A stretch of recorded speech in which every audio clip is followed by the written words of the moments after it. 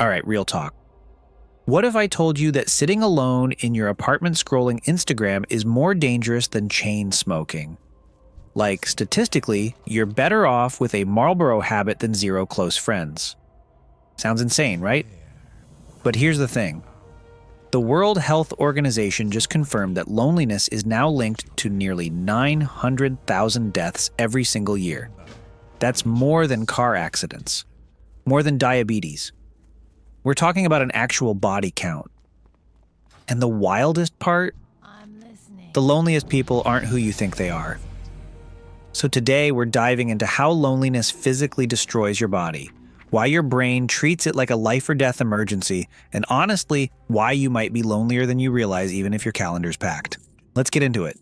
Okay, so first we need to establish just how bad this has gotten. Because when I say epidemic, I'm not being dramatic. 1 in 6 people on this planet is dealing with chronic loneliness right now. That's over 1 billion humans who feel genuinely isolated. But here's where it gets weird. The loneliest age group isn't elderly people living alone. It's people aged 30 to 44. Nearly 30% of millennials and elder Gen Z report feeling constantly lonely. These are people in their prime, surrounded by colleagues, maybe even living with roommates or partners, and they still feel completely disconnected. I know what you're thinking, but I have 847 Instagram followers, and I went to brunch last weekend. Yeah, and I bet you still felt weird and empty afterward, didn't you? Because here's the distinction that matters. Loneliness isn't about being physically alone. It's about feeling alone. You can be married with 3 kids and a book club and still be profoundly lonely. It's the gap between the connection you want and the connection you actually have. And your body? Your body knows the difference. So let's talk about what's actually happening inside you when loneliness becomes chronic. And I'm warning you, this gets pretty dark. When you're lonely, your body interprets it as a survival threat. Makes sense from an evolutionary perspective, right? For most of human history, being separated from your tribe meant you were probably about to get eaten by something with big teeth. So your brain hits the panic button. First, your stress hormone cortisol spikes and just stays elevated. We're talking cortisol levels similar to someone in an active crisis, except it never goes down. That constant cortisol bath starts tearing up your body. Your inflammation markers go haywire. C-reactive protein, interleukin-6, all these inflammatory chemicals start flooding your system. This is the same type of chronic inflammation that causes heart disease, Alzheimer's, and cancer. Second, your immune system starts falling apart. Lonely people have fewer natural killer cells, which are literally the cells that find and destroy cancer and viruses. One study found that loneliness suppresses your immune genes while activating genes related to inflammation. Your body is basically preparing for a physical wound that never comes. And here's the absolute kicker. Loneliness increases your risk of early death by 26%. Heart disease risk goes up 29%.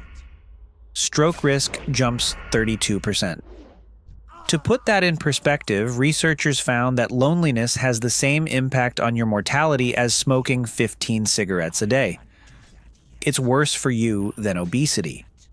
It's worse than physical inactivity. Loneliness is literally, measurably killing people. So obviously the next question is, why is this happening now? Like, why are we in the middle of a loneliness epidemic in 2026 when we have more ways to connect than ever before in human history? Well, spoiler alert, those ways to connect are actually part of the problem. Social media has done this insane thing where it's replaced actual intimacy with performance. You're not sharing your life with friends. You're curating content for an audience. And your brain knows the difference. Posting a story and getting 50 likes does not hit the same neurological reward centers as having an actual 2-hour conversation with someone who knows your middle name. But it goes deeper than just phones and apps. We've structured modern life in a way that's almost designed to isolate us. We work remotely or in jobs where we're competing with coworkers instead of collaborating. We live alone at higher rates than any generation before us. We move cities for opportunities, leaving behind everyone we know. We're exhausted, we're burned out, and we don't have energy left for the vulnerable, messy, difficult work of maintaining real relationships. Plus, there's this weird thing happening where admitting you're lonely feels like admitting you're a loser, like you failed at being human. So people suffer in silence, which obviously makes it worse. We've somehow created a world where you can feel completely surrounded and totally invisible at the same time. Fun stuff. Now here's the truly messed up part. The part that makes loneliness so dangerous. Loneliness literally changes how you perceive reality. When you're chronically lonely, your brain shifts into threat detection mode. You start interpreting neutral social interactions as rejection. Someone doesn't text back immediately, they hate you.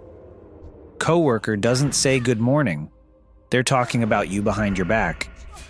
Your brain is scanning for danger constantly, and it starts finding danger everywhere. This is called hypervigilance to social threat, and it creates this vicious cycle. You feel lonely, so you become more sensitive to rejection, which makes you withdraw or act defensive, which pushes people away, which makes you lonelier, which makes you more sensitive, and on and on and on. Studies have shown that lonely people are worse at reading social cues, not because they're socially incompetent, but because their threat detection system is so ramped up that they're seeing danger where none exists. They're so afraid of being rejected that they accidentally create the rejection they feared.